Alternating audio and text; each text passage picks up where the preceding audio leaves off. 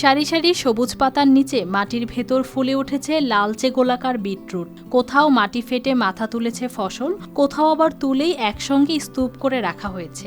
কয়েক মাস আগে অল্প জমিতে শুরু হয়েছিল চাষ, এখন বিস্তীর্ণ মাঠ জুড়ে দেখা যাচ্ছে একই ফসলের সমানতালে বেড়ে ওঠা গাছ। বিটরুট আবারটা আসলে লাভজনক। আলুর চেয়ে খরচ কম এবং ঔষধও কম লাগে, সার কম লাগে, বাজারও ভালো। মোটামুটি এবছর লাগাইছে কয়েক বিঘা, আগামীতে আরও লাগাবে। গাঢ় লাল ডাঁটা আর প্রশস্ত পাতার ভেতরেই লুকিয়ে থাকে আসল ফলন। সময় হলে মাটি সরিয়ে তুলে নেওয়া হয় গোল শক্ত বিটরুট। পরিষ্কার করার পর পাঠানো হচ্ছে বাজারে। কিন্তু আমরা আলুর থেকে অনেক লাভবান হচ্ছি। প্রথম অবস্থায় চিন্তা করছিলাম আমরা এখানে লাগাবো, বিক্রি করবো কই, সেই চিন্তা ভাবনাটা করতেছিলাম। কিন্তু আমরা পরবর্তীতে দেখতেছি না, আমাদের বিক্রি করার অপশন অনেক জায়গা আছে। আমাদের পাশের জেলা থেকে টানতেছে, যেমন বগুড়াতে, মহস্থান, এখানে অনেক চাহিদা। আরএফএল চেয়ার, ক্ষমতার নয় সমতার চেয়ার।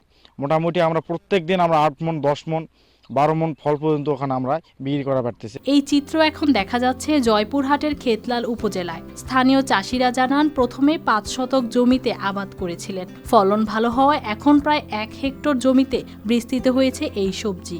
বীজ বপনের 90 থেকে 100 দিনের মধ্যেই সংগ্রহ করা যায়। দুজন একজন করতে করতে প্রায় মোটামুটি ভালোই ফসল আবাদ হচ্ছে বিটরুট। তো আলুর চাইতে অনেকটা দেখা যাচ্ছে লাভজনক ভাই। আলুর বীজের যে দ্রব্যমূল্য, বীজের যে মূল্যটা তার চাইতে অনেক কম আর বীজের মূল্য। আলু মনে করেন যে আপনার বর্তমান বাজারে 300 টাকা নিচ্ছে না, ঢেবাঢেবি হচ্ছে। আর বিটরুটটা মনে করেন যে এখনও 1200-1300 টাকা মন বাজারে যায়, মনে করেন যে আপনাকে অপেক্ষা করা লাগতেছে না।